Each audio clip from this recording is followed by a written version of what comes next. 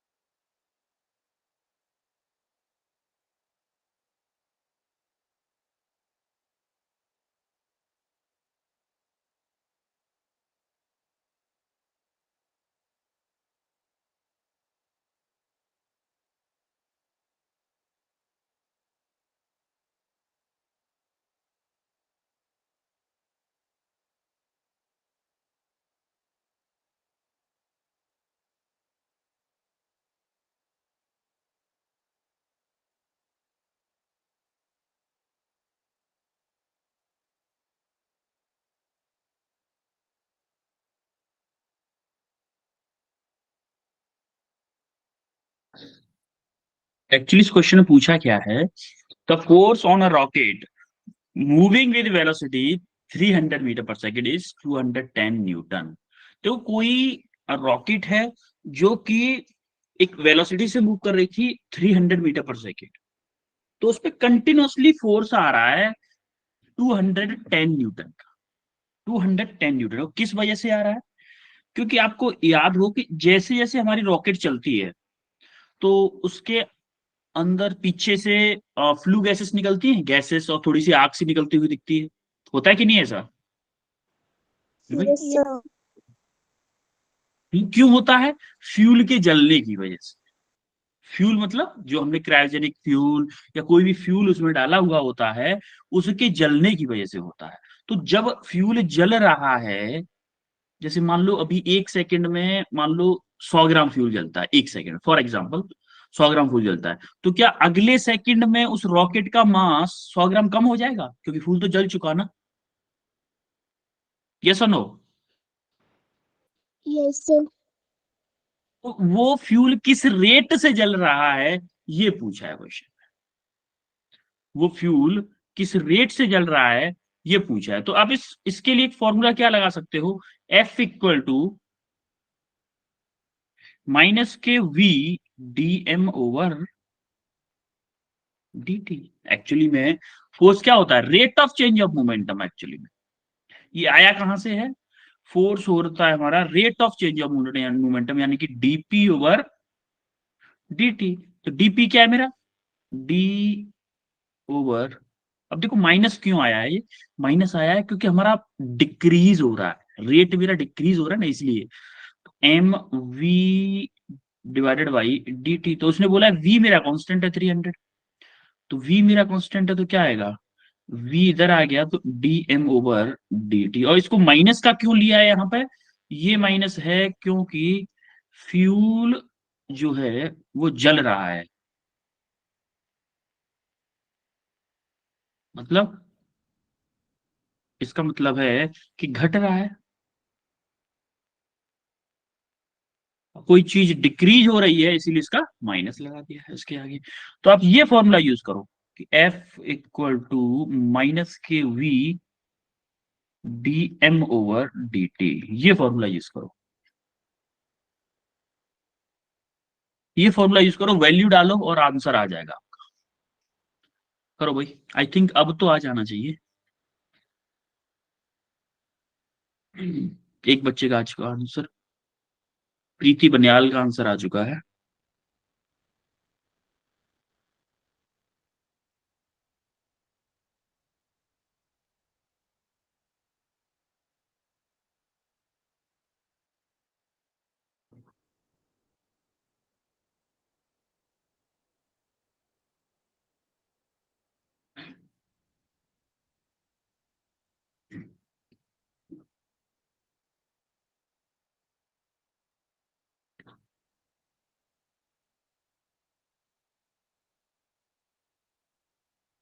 एक बच्चे का ही आंसर आया है अभी लेकिन।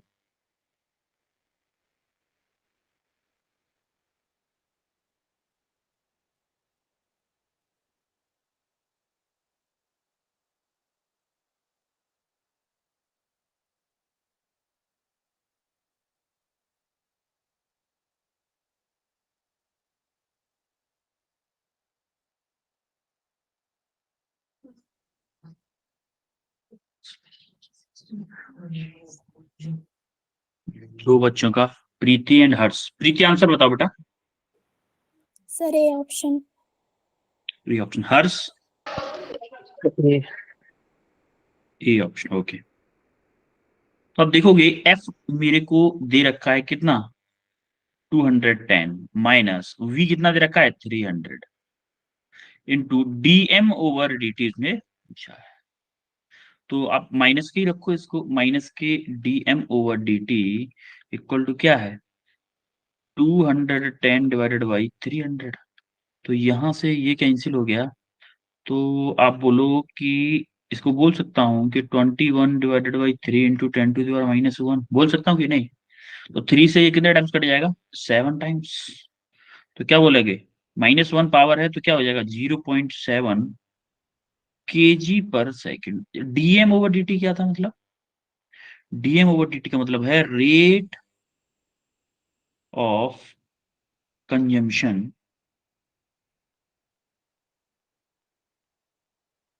Rate of consumption of fuel. और नेगेटिव साइन का मतलब क्या है, नेगेटिव साइन का मतलब है डिक्रीज कर रहा है। आ रही बात समझ में क्या भाई। Yes sir. ठीक है, अब हम आते हैं नेक्स्ट क्वेश्चन पे जिसका सॉल्यूशन है। एक और क्वेश्चन जो नीट 2021 का है, 2021 का क्वेश्चन है ये। करो भाई।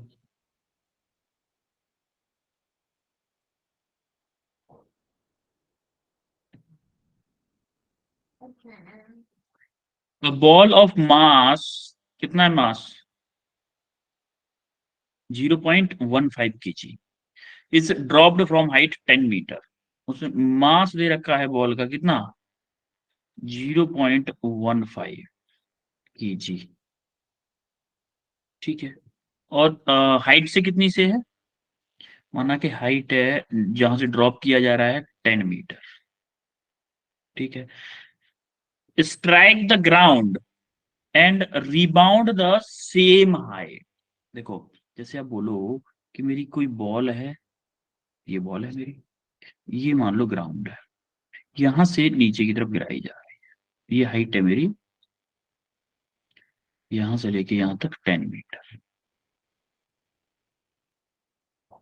ठीक है, तो यहां से गिराई ड्रॉप की जा रही है, मतलब u इक्वल टू, या फिर मैं बोलूं फर्स्ट केस के लिए u1 इक्वल टू मेरा 0 है। और जब यहां पे गिराई जा रही है तो कुछ भी वेलोसिटी होगी इसकी। तो द्वारा में जब वापस जा रही है ना, द्वारा में वापस जब जा रही है तो मान लो कि यहां से वापस जा रही है, यहां से जब ये वापस जा रही है तो फिर से फाइनल में कहां पहुंच रही है, उसी हाइट तक पहुंच जा, उसी हाइट तक पहुंच जा, रीबाउंड। उसने बोला है rebound to the same height, the magnitude of impulse imparted to the ball is nearly, तो बॉल यहाँ पे ग्राउंड के ऊपर कितना इम्पल्स अप्लाई करेगी, या फिर ये ग्राउंड बॉल के ऊपर कितना इम्पल्स अप्लाई करेगा, ये पूछा है क्वेश्चन। करो भाई। सर सर क्वेश्चन नेक्स्ट सुन क्वेश्चन रहा नहीं दिखाई दे रहा है। क्या बेटा? नेक्स्ट क्वेश्चन स्क्रीन नहीं दिखाई दे रही अगले क्वेश्चन की। क्वेश्चन दिखा, ओह सॉरी सॉरी सॉरी, अभी समझ में आया। देखो, तब से ही नहीं दिखाई दे रही थी क्या?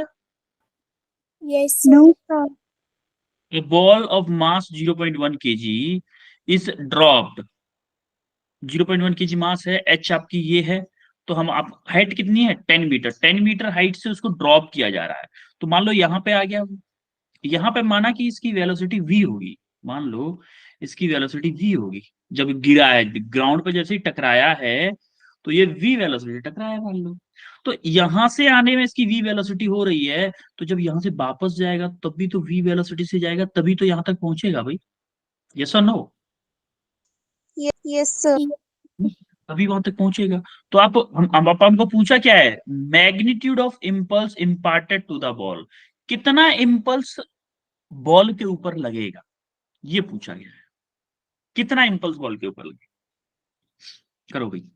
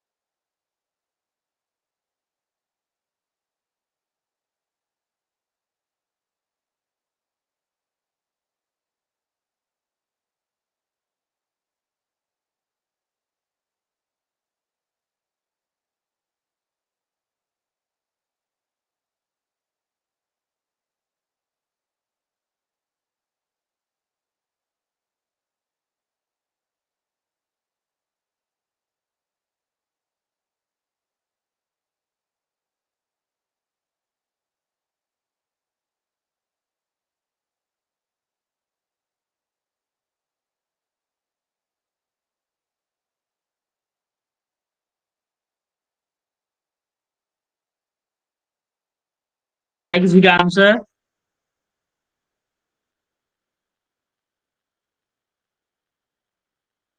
ओके, करो करो, वेट कर रहा हूँ, I am waiting for your answer.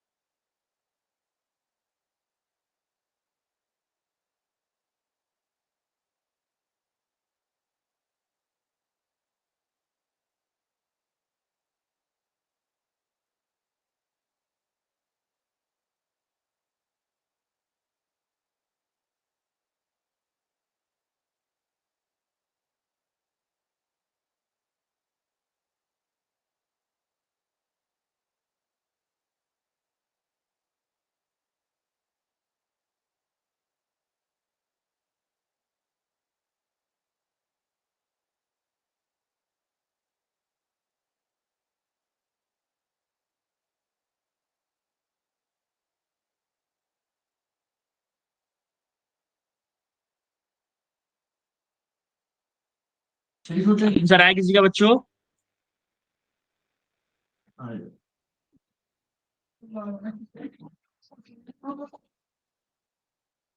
Answer आया? नहीं आ रहा?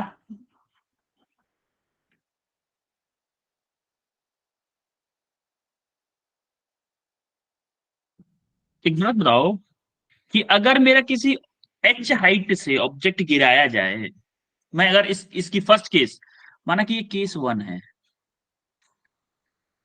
और जब यहां से बॉल ऊपर पहुंच रही है केस 2 है, ठीक है, केस 1 को लेते हैं पहले। केस 1 को लो भाई, तो देखोगे इनिशियल वेलोसिटी u1 क्या है मेरी, 0 है। फाइनल वेलोसिटी v है मान लो, और हमारी डिस्टेंस क्या है, डिस्प्लेसमेंट s क्या है मेरा, 10 मीटर है। और a क्या होगा, माइनस के g होगा कि नहीं भाई, बताओ। Yes, sir. तो हम इक्वेशन ऑफ मोशन अप्लाई करते हैं, v square equal to u square plus 2as। v मेरा निकालना है, इक्वल टू u स्क्वायर क्या है मेरा, u स्क्वायर क्या है। अब देखो इसको अगर हम बेस मान रहे हैं, इसको बेस मान रहे हैं, तो ये वाली s भी मेरी माइनस के 10 होगी, लाइक डिस्प्लेसमेंट है ना, माइनस के 10 होगा। तो u क्या होगा, 0 प्लस 2, 2 इंटू ए मेरा माइनस के 10, g माइनस के 10 करोगे ना, और s मेरा माइनस के 10। तो मेरा v स्क्वायर कितना आ जाएगा, 200। 200 मतलब v क्या आ जाएगा फिर, अंडर रूट में 100 इंटू 2। तो देखो 100 का 10 बाहर आ जाएगा, तो क्या आ जाएगा, 10√2 मीटर पर सेकेंड। यानी कि बॉल मेरी यहाँ पे जो टकराई थी वो 10√2 मीटर पर सेकेंड से टकराई ग्राउंड पे। तो जब वापस जाएगी तो ये सेम वेलोसिटी से वापस जाएगी, कितने से, 10√2 मीटर पर सेकेंड। अच्छा एक बात, तो जैसे ही वो मैक्सिमम हाइट पे पहुंचेगी तो यहाँ पे वेलोसिटी क्या होगी, वी फाइनल बोलू तो मैं, 0 होगी कि नहीं होगी। Yes, sir. Sir. तो उसने पूछा क्या है, हमें एक्चुअली में इम्पल्स पूछा, तो हमें ये दो वेलोसिटी पता चलेगी तो हमारा काम हो जाएगा। तो आपने मान लो अगर इस वाली को पॉजिटिव लिया है, इनिशियल को पॉजिटिव लिया है, तो हमारी ये फाइनल है, इसको नेगेटिव ले लो, या फिर इसको नेगेटिव ले लो, अपवर्ड पॉजिटिव ले रहे हो तो डाउनवर्ड नेगेटिव ले लो, आपकी मर्जी है। तो हमारी जो ये वाली वेलोसिटी है, ये जो इस साइड में गिर रही है, ये वेलोसिटी क्या हो जाएगी, जैसे इसको चलो v1 मान लेते हैं, इसको v2 मान लेते हैं, मैग्नीट्यूड वाइज तो दोनों सेम होंगी। तो v1 हो जाएगी माइनस के 10 मीटर पर सेकेंड। सिमिलरली v2 किसके इक्वल हो जाएगी, v2 प्लस के ही रहेगी। तो अब हमें इम्पल्स चाहिए, इम्पल्स के लिए फॉर्मूला क्या लगाओगे, impulse equal to change in momentum, change in momentum यानी कि पी फाइनल माइनस के पी इनिशियल। पी फाइनल क्या है मेरा, पी फाइनल मतलब यहां से फाइनली में गई है ना, तो M into v2 minus M into v1। कोई दिक्कत किसी को भाई, No, sir. ठीक है। तो देखो m मेरा कॉमन है दोनों में, तो m मेरा कितना 0.15 दे रखा है, कॉमन ले लेता हूं। v2 क्या है मेरा, v2 10√2 है, माइनस माइनस v1 क्या है मेरा, माइनस के 10√2। तो आप देखोगे 0.15 मल्टीप्लाई बाई ये क्या हो जाएगा, माइनस माइनस प्लस हो जाएगा, तो 2 × 10 × √2 हो जाएगा। अब जरा और सॉल्व करना है इसको, देखो ये हो जाएगा 0.15 × 2 × 10 × 1.414। अरे √2 की वैल्यू, अब इसको सिंप्लीफाई करोगे तो कितना आएगा भाई, कितना आएगा, 4.2 लमसम 10, हाँ 4.2 के आसपास आएगा, 4.2 kg मीटर पर second. This is your correct answer, option B is your correct answer. बोलो क्लियर है भाई, बाकी लोग Yes, sir. चमका कि नहीं। Yes, sir. ओके, नाउ हम आते हैं inertial and non inertial frames पे। देखो inertial and non inertial frame क्या होते हैं, वो फ्रेम एक्चुअली में हम जो ग्राउंड होती है ना, उसको हम बोलते हैं इनर्शियल फ्रेम। और अगर कोई मूविंग कंडीशन है, मूविंग, अगर जैसे कोई एलिवेटर है, ट्रेन है, बस है, वहां से हम किसी चीज को देख रहे हैं, तो वो क्या होता है, नॉन इनर्शियल फ्रेम। आ रही बात समझ में। इनर्शियल फ्रेम मतलब हम ग्राउंड के फ्रेम में देख रहे हैं, और नॉन इनर्शियल का मतलब होता है कि हम किसके रेस्पेक्ट में देख रहे हैं, किसी एक मूविंग कंडीशन, मूविंग ऑब्जेक्ट या मूविंग एलिवेटर, मूविंग बोल दो आप, चाहे मूविंग बस, मूविंग कार, मूविंग ट्रेन, उसके रेस्पेक्ट में अगर किसी ऑब्जेक्ट को देख रहे हैं तो उसको क्या बोले, नॉन इनर्शियल फ्रेम बोलते हैं। बोलो चमका इतना, बोलो। Yes, sir. जैसे मैं नॉन इनर्शियल फ्रेम की बात करूं तो मेरा ऑब्जेक्ट है मान लो एम मास का, एम मास का ऑब्जेक्ट है, उसका वेट mg नीचे की तरफ लग रहा है, नॉर्मल रिएक्शन ऊपर की तरफ लगेगा, और मान लो कि वो ऊपर की तरफ जा रहा है, एक्सेलरेशन उसका अपवर्ड है, तो जब इस पे न्यूटन का सेकंड लॉ लगाएंगे हम, तो नेट फोर्स इक्वल टू क्या होगा, नेट फोर्स, मान लो इस पर कोई भी फोर्स लग रहा होगा F, तो नेट फोर्स क्या होगा, एन माइनस के एम जी, एन माइनस के एम जी। तो अगर आप बोलो एन माइनस के M G equal to net force, किस क्या लिख सकते हैं, F equal to M A से, एम ए से नेट नेट फोर्स क्या लिख दिया, ए एम ए लिख दिया। तो यहां से अगर ए निकालू मैं, सॉरी एन निकालू, एम जी को इधर भेज दो, तो हमारा एन का फॉर्मूला आ जाता है एम इंटू जी प्लस ए। सिमिलरली अगर मैं नॉन इनर्शियल फ्रेम की बात करूं, नॉन इनर्शियल फ्रेम क्या होता है भाई, नॉन इनर्शियल फ्रेम वो फ्रेम होते हैं जिनको हम, जैसे ट्रेन में बैठे हुए हैं, ट्रेन में बैठ के हम किसी ऑब्जेक्ट को देख रहे हैं, तो वो हो सकता है रेस्ट पे होगा, ग्राउंड के रेस्पेक्ट, तभी हमको मूव करता हुआ दिखेगा। जैसे ट्रेन के बाहर आप देखते हो पेड़ खड़े हुए होते हैं, तो पेड़ आपको पीछे की तरफ मूव करते हुए दिखते हैं कि नहीं, है भाई, Yes, sir. तो उसको हम बोलते हैं नॉन इनर्शियल फ्रेम। तो वहां पे कंसेप्ट दोनों में सेम होता है, न्यूमेरिकल तरीके से क्वेश्चन करने का तरीका दोनों का सेम होगा, लेकिन अंडरस्टैंडिंग के लिए बता रहा हूं। जैसे मान लो कि एम मास है, जिसपे एम जी वेट लग रहा है, एन ऊपर की तरफ लग रहा है, तो उस पर एक सूडो फोर्स का मतलब होता है भूतिया फोर्स,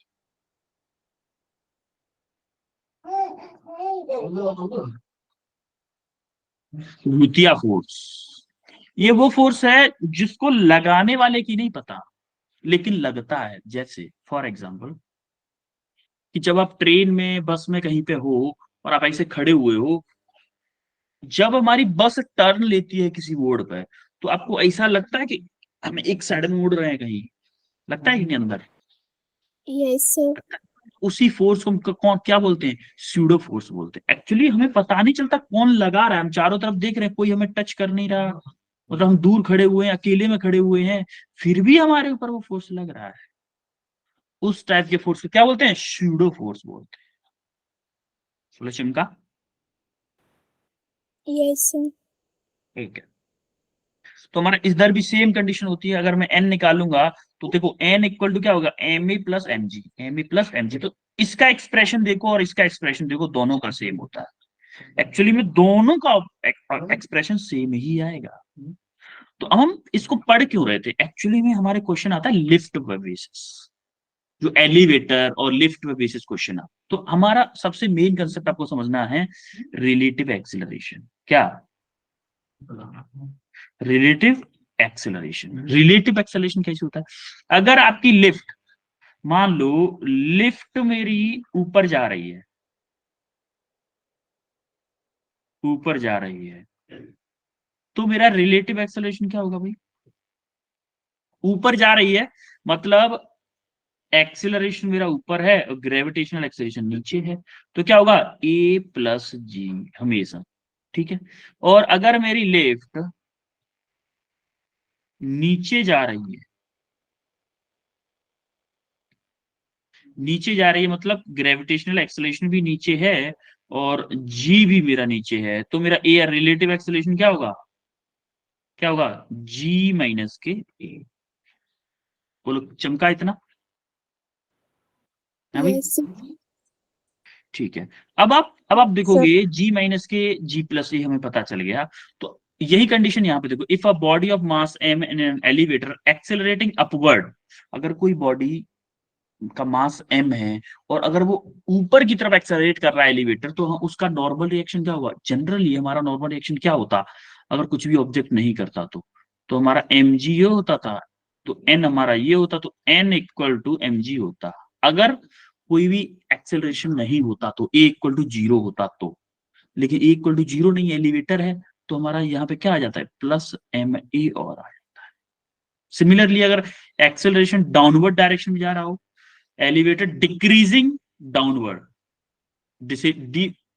डिसेलरेटिंग, डिसेलरेटिंग का मतलब है एक्सेलरेशन नहीं, D accelerating.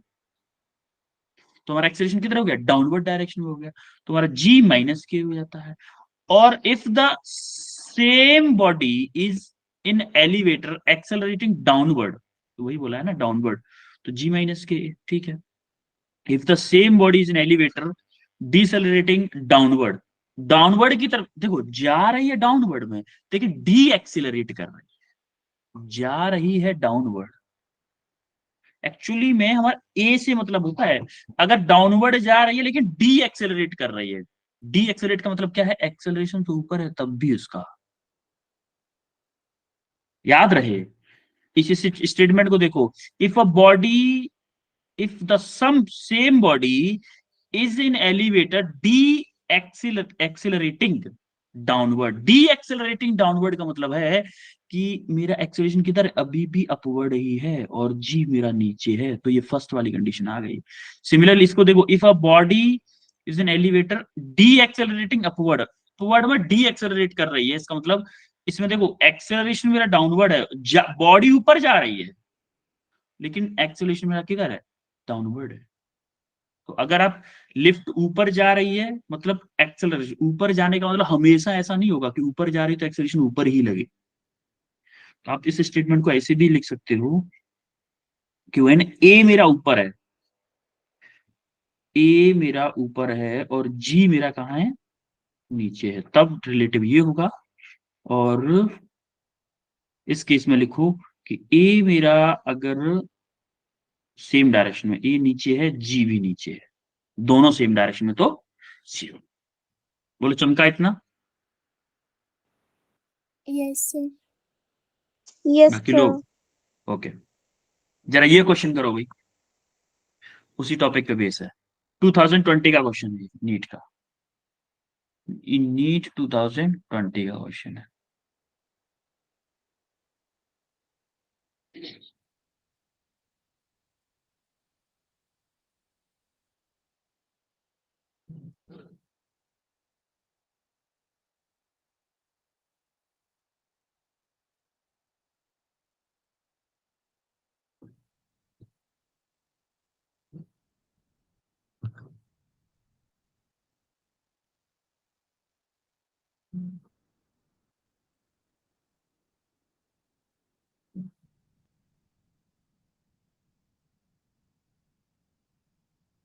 So truck is stationary. Truck is stationary and the bob is suspended of a light string in a frame attached to the truck. ऐसे ट्रक से एक बॉल लटकी हुई है स्ट्रिंग से। The truck is suddenly moved to right with an acceleration a. Then the angle of pendulum tilt. आपको याद हो, अगर बस रुकी हुई है और जब बस चलती है तो हमारा झुकाव थोड़ा सा पीछे की तरफ होता है, हमारे ऊपर थोड़ा सा फोर्स पीछे की डायरेक्शन में लगता है। तो उसने बोला है कि वो जो, जैसे हमने कोई रस्सी लटका, हम अपना एंगल तो नहीं नाप सकते क्योंकि हमारा ताकत, हम फोर्स लगा सकते हैं ना खुद, तो लेकिन वो रस्सी से अगर हम कोई मास लटका दें, वो फोर्स नहीं लगा सकता। तो हम उसका एंगल देखना चाहते हैं, कितना एंगल वो टिल्ट होगा वर्टिकल से।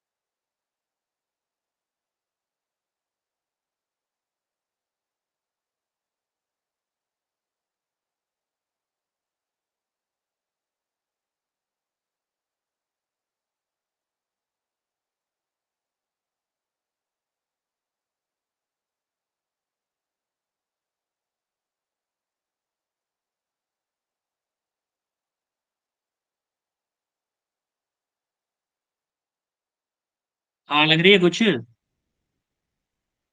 बच्चों?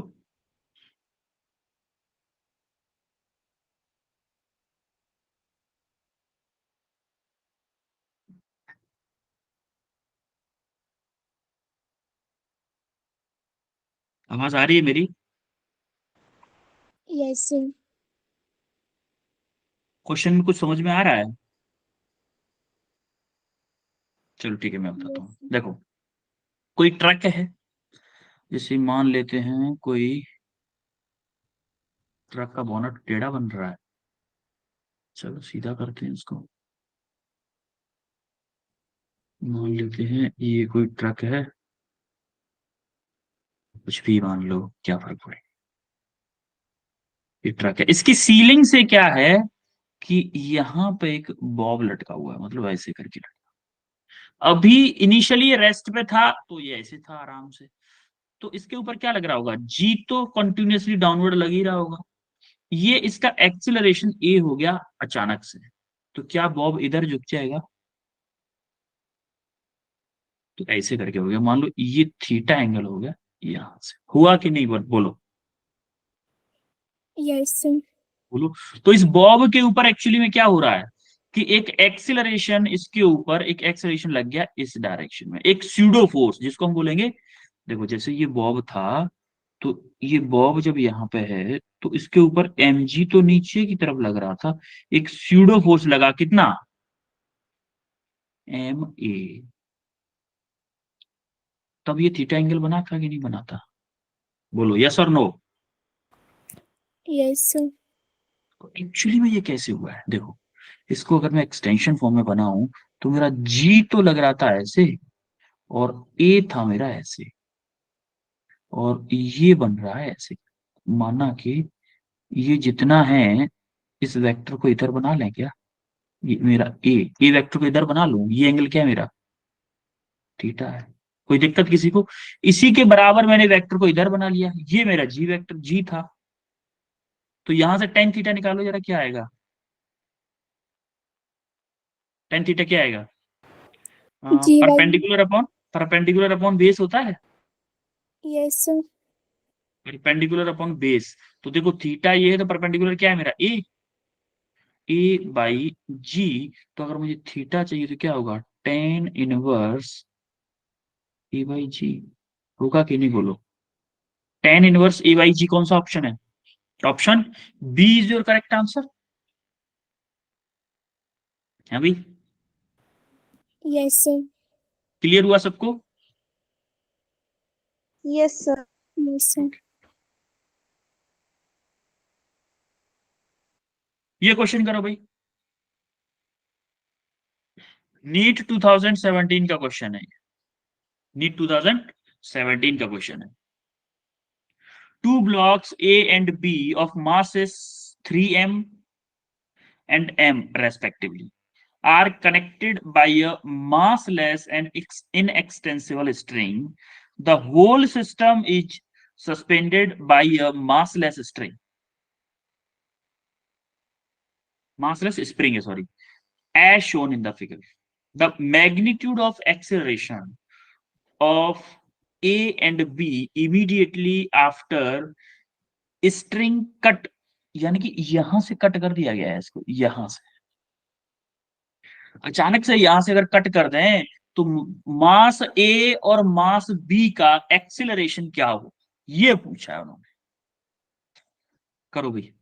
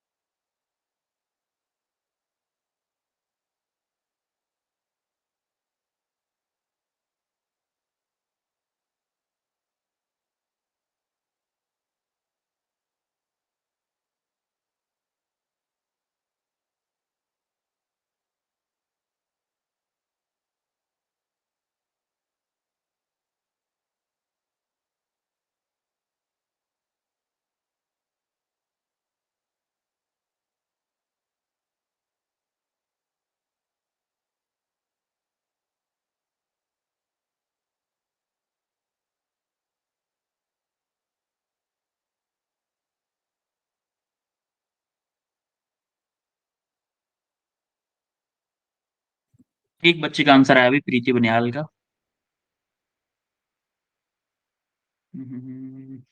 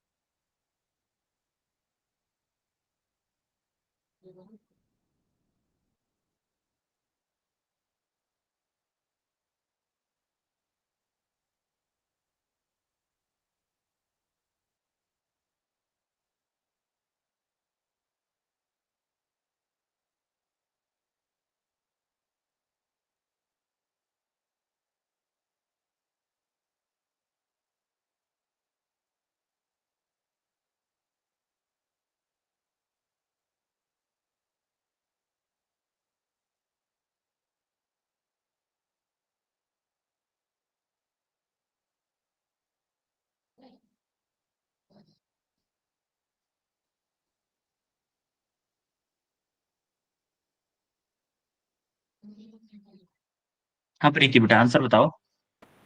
सभी option. B option, okay, correct answer, absolutely correct. देखो, एक्चुअली यहाँ पे हमें एक चीज देखनी होगी। जैसे मान लो कि ये मेरा स्प्रिंग है, स्प्रिंग था, इससे मेरा मास कनेक्ट था, एक तो ए मास कनेक्ट था और एक कनेक्ट था बी। तो इस स्प्रिंग को कितने मास खींच रहे होंगे भी? ए मास है बी। अगर मैं इस स्प्रिंग को बोलूं कि इस स्प्रिंग को कितना फोर्स लग रहा होगा, इसका मास कितना है मेरा? 3 इसका मास कितना है मेरा? एम। बी का एम है ना, ए का 3 एम है, बी का एम है, ठीक है। तो क्या इसका जो एफ एस होगा, जो के एक्स होगा, क्या मैं बोल सकता हूं कि जो एफ एस होगा वो 3 M G plus M G के इक्वल होगा, या फिर बोलूं कि 4 एम जी के इक्वल होगा? भाई ये दोनों मास मिलके ही तो स्प्रिंग को नीचे की तरफ खींच रहे होंगे। Yes sir. यस और नो? अब जब मैं इसको कट कर दूंगा, अब कट कर दूंगा तो क्या होगा? Now when cut cut it, यहां से अगर मैंने कट कर दिया तो देखो स्प्रिंग तो अभी भी कितने फोर्स से खींच रही होगी? 4 mg मास से। तो ए ब्लॉक को क्या करेगी? ए ब्लॉक को स्प्रिंग तो उतने ही फोर्स से खींच रही होगी, एफ एस कितने से? 4 mg मास से, mg फोर्स से। अब इसका वेट कितना लग रहा होगा? 3 mg। तो 3 ब्लॉक कहां जाएगा? ऊपर की तरफ जाएगा, किससे? ए एक्सेलरेशन से। अब एक बात बताओ मेरे को, जब इस बी ब्लॉक को मैंने काट दिया तो ये गिरेगा तो किस एक्सेलरेशन से गिरेगा?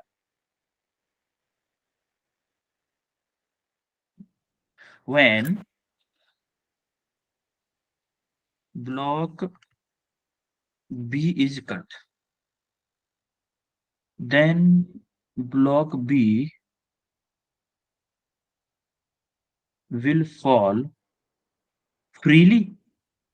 भाई इस पे तो कोई फोर्स नहीं लग रहा ना, ये तो फ्रीली दौड़ेगा। फ्रीली का मतलब जी एक्सेलरेशन से दौड़ेगा कि नहीं दौड़ेगा नीचे की तरफ? भाई अगर मैं इसको छोड़ दूं, इस पेन को, देखो अभी ये जो पेन है मेरे हाथ में, इसको छोड़ दूं तो जी एक्सेलरेशन से नीचे जाएगा कि नहीं जाएगा ये? यस और नो? Yes sir.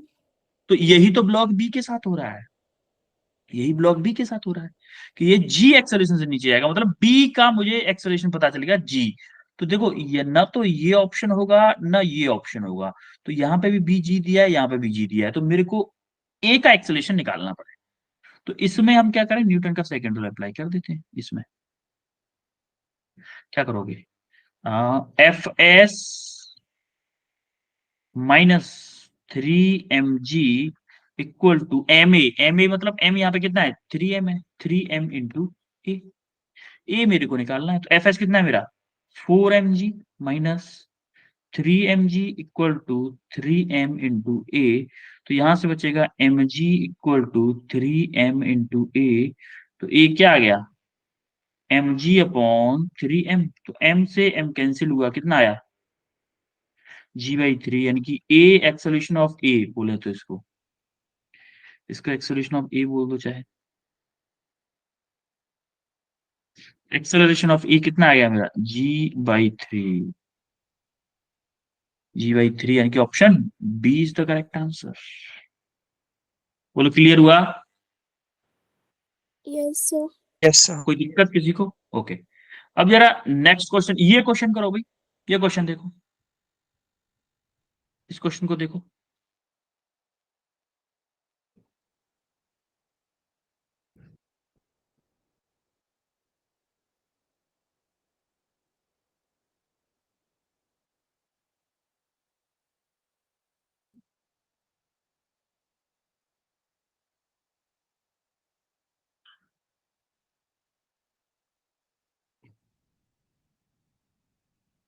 आपको इसमें पूछा है 3 ब्लॉक हैं, then contact force between A and B, A and B के बीच में कांटेक्ट फोर्स पूछा है इस क्वेश्चन में।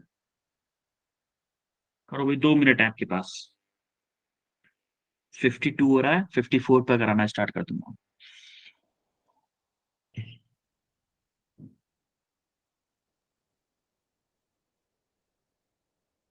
अभी आपकी एक और क्लास है ना 8:30 से? Yes, sir.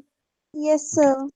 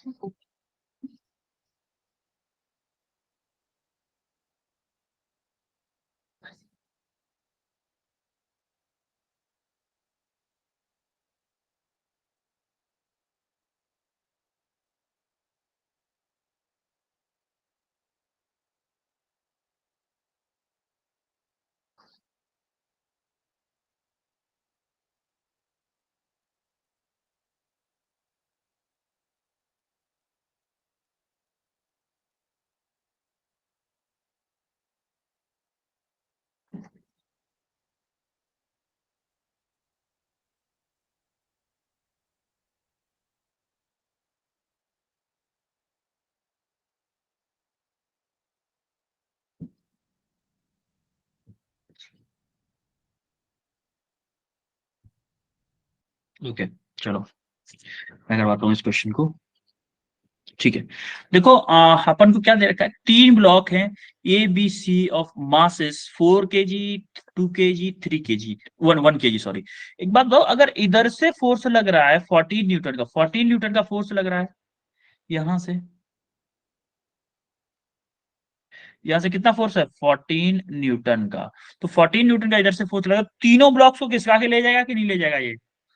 किसी एक को नहीं ले जा सकता ना, तीनों को लेके जाएगा आगे की तरफ। तो क्या तीनों को एक सिस्टम मान लूं मैं?